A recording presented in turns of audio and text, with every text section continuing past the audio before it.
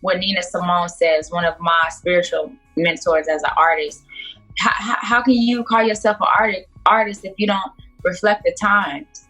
You know, we have these major platforms and we influence so many people, thousands of people, and you don't use your platform for the betterment of the human condition. How could we not?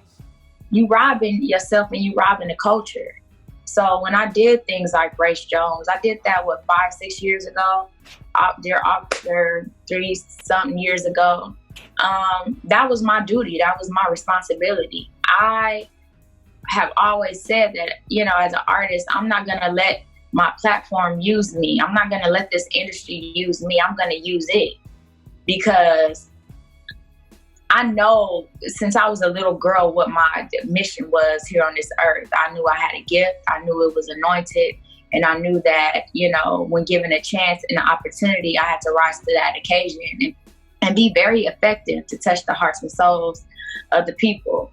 And I've never changed that mission statement. I've never changed that mind thought. I worked with a lot of powerful people. I've worked with a lot of GOATs in the industry. You know, my first real professional release was Grace Jones, and I was from a major label. So that's very, very important to me when it comes to the concrete of who I am as an artist. I will never waver from that, no matter what, never. You know, we can always talk about love. We can always talk about, you know, getting our little twerk on here and there. But at the end of the day, we have to understand that art is so powerful. Art always is what people turn to in times like this, because it's a vibration, and it's an amazing vibration, because it could shift the whole movement. It could shift the whole world. You know what I mean? What if we didn't have art? What if we didn't have music during a time such as this?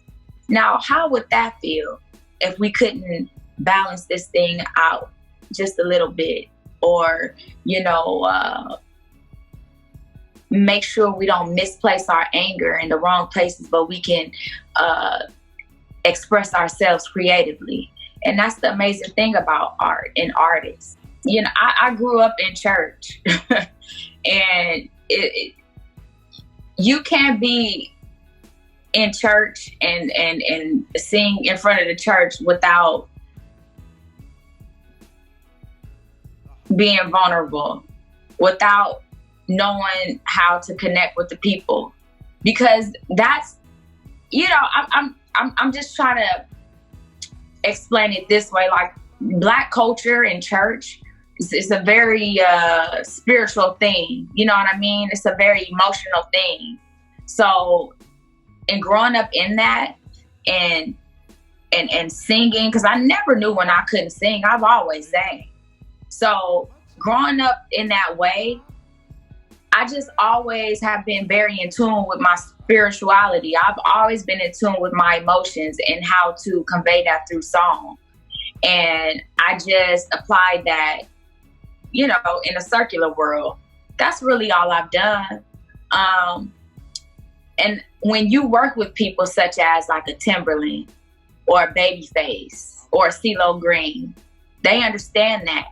And when they give you space to be yourself and be free and let your gift just take over the room, that's when magic happens. That's why I love, you know, those producers and those artists, because they understand, you know, you can't do music, you can't do this without being connected on a spiritual level and an emotional level. You can't do it, because if you're not connected to it, how are you gonna connect with people all over the world? You know what I mean? So that's how I feel about that.